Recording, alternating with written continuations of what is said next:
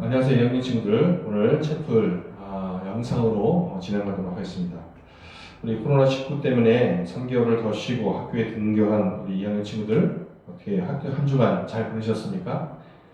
아무래도 학교에 적응하는 것이 쉽지 않았을 것 같아요. 선생님들도 원격 수업 하느라 사실 또 원격 수업을 준비하고 여러분 또 수업을 잘 듣도록 도와주느라고 선생님들도 많이 힘들었습니다. 지금까지 겪어보지 못했던 또 해보지 않았던 것들을 하려니까 많이 힘든 건 학생이나 선생님이나 다 똑같은 것 같아요. 자, 이제 학교에 나오고 있으니까 힘들긴 해도 최소한 답답하지는 않은 것 같아요. 그래서 친구도 만나고 학교에서 선생님들도 만나고 급식도 먹고 또 맑은 공기도 마실 수 있고 아직까지 뭐 체육이라든지 기타 활동들을 완벽하게 다 할 수 있는 건 아니지만 그래도 학교에 나올 수 있다는 것만으로도 감사한 일이 아닌가 생각합니다. 자, 채플도 세미나실에서 함께 찬양하면서 뭐 게임도 하고 또 간식도 나누면서 하고 싶지만 아직은 상황이 허락하지 않아서 이렇게 방송으로 진행하게 됐습니다. 코로나19가 빨리 퇴치되고 백신이 개발돼서 예전처럼 자유로울 수는 없겠지만 그래도 정상적인 학교 생활이 진행되기를 간절히 바랍니다. 자, 먼저 시작하기 전에 다음에 상격 구절을 보고 들어갈 단어를 한번 맞춰보시면 좋을 것 같아요. 여러분 이거 보시고요. 여기 나오는 두 단어가 답인데 두 단어를 적어서 이번 시간이 끝나고 쉬는 시간에 채플실로 갖고 오시면 정답을 맞춘 친구들에게 조그마한 선물을 하나씩 드리도록 하겠습니다. 뭐 어려운 건 아니니까요. 여러분이 많이 알고 있는 상격 구절인 것 같아요. 자, 한번 볼까요? 영생은 곧 유효신 참 땡땡땡과 그가 보내신 자 땡땡땡땡땡땡을 아는 것이니라. 요한복음 17장 3절 말씀입니다. 여기서 많이 보는 거죠. 정답을 가지고 채플 시간이 끝나고 여러분 교무실을 갖고 오시면 여러분에게 자그마한 선물을 드리도록 하겠습니다. 자, 본격적으로 말씀을 나누기 전에 우리 찬양을 못하지만 우리 찬양팀이 찬양하는 모습을 함께 좀 보고 갔으면 좋겠어요. 우리 같이 찬양 보고 찬양을 좀 듣고 또 같이 부를 수 있는 친구를 같이 속으로 불러도 좋을 것 같습니다. 말씀 듣도록 하겠습니다.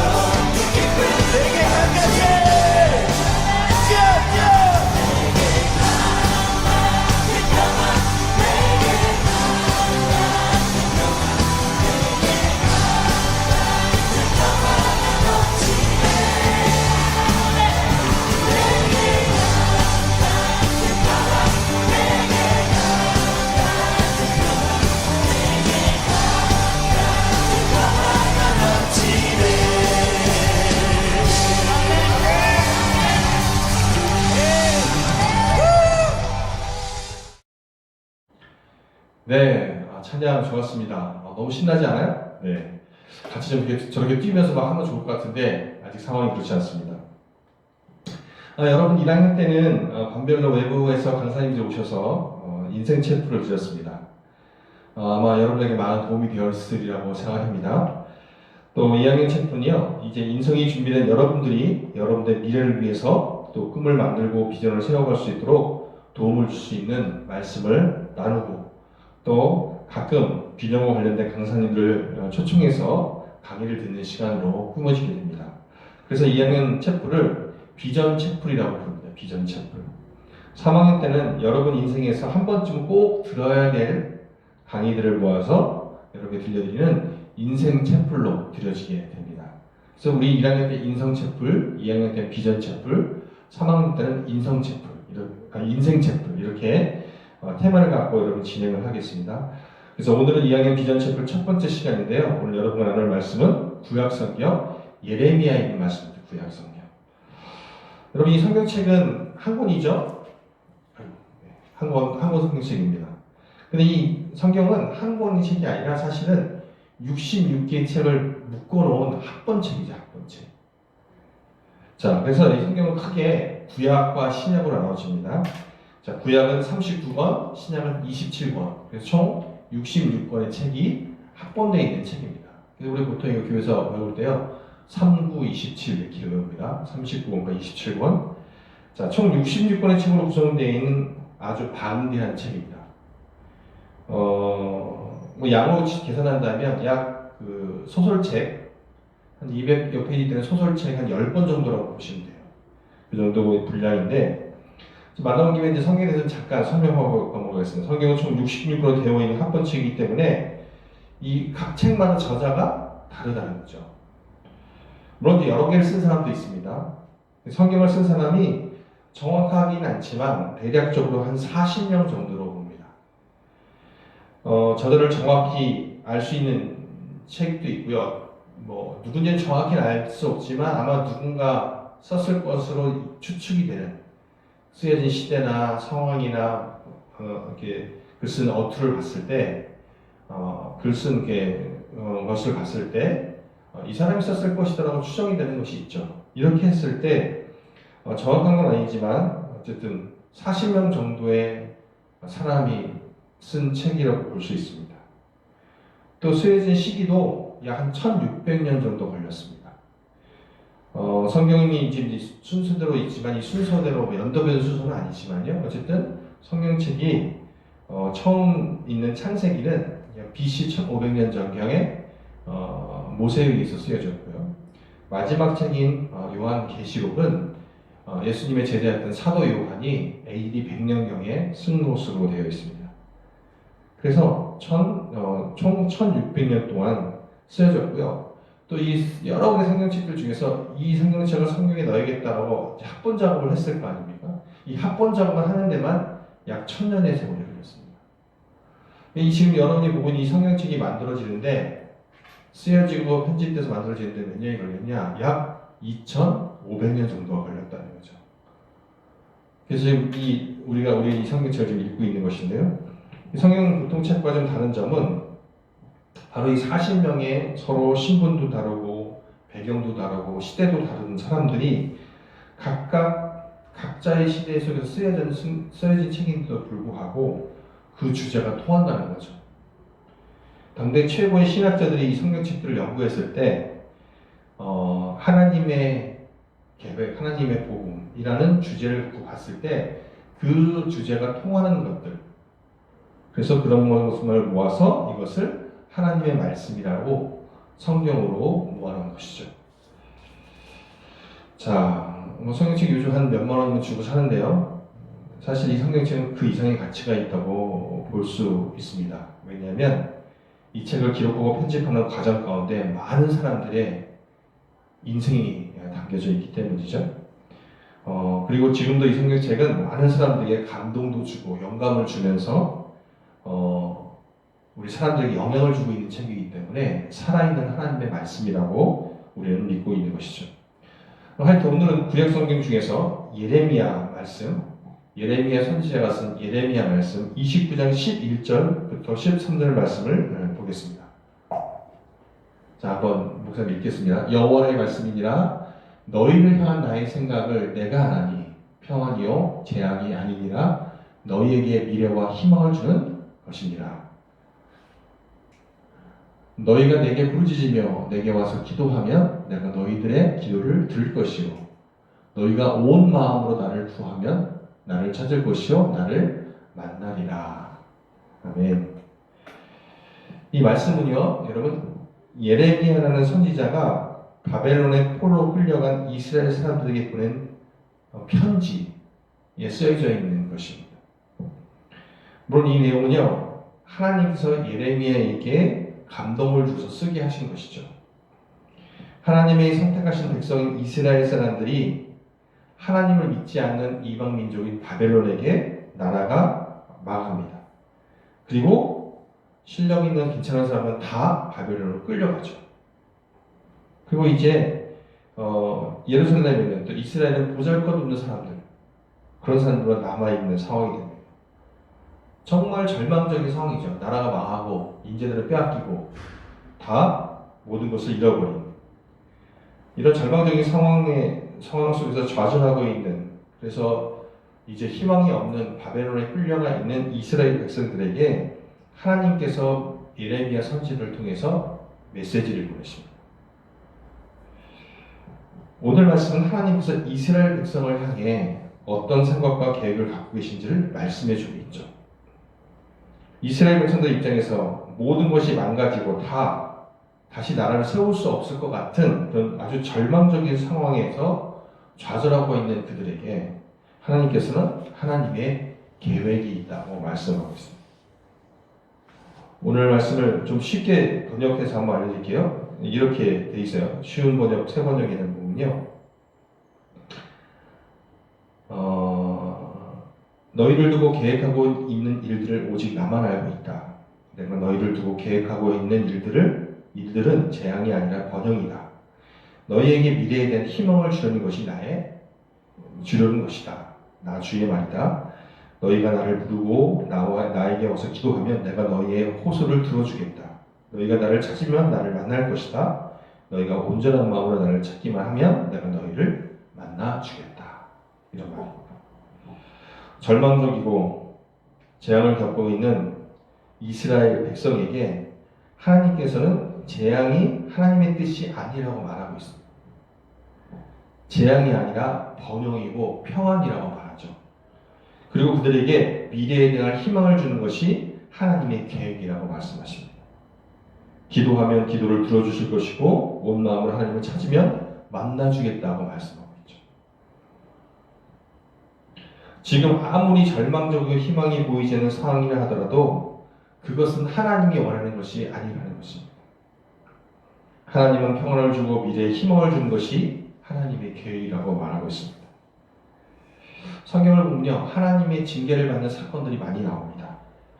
그러나 하나님이 징계를 내릴 때는요, 미워서 하거나 징계를 위한 징계를 하는 게 아니라 잘못된 것으로부터 돌아오게 하기 위해서 징계를 하십니다. 디모데전서 2장 4절 말씀에 보면 하나님은 모든 사람이 구원을 받으며 진리를 아는 데 이르기를 원한다고 말씀하고 있습니다. 무슨 얘기입니까? 하나님은 모든 사람을 구원하는 것이 하나님이 가장 원하시는 일입니다. 인간을 징계하고 벌을 내리고 그다음에 그들을 저주하는 것이 하나님 원하는 것이 아니라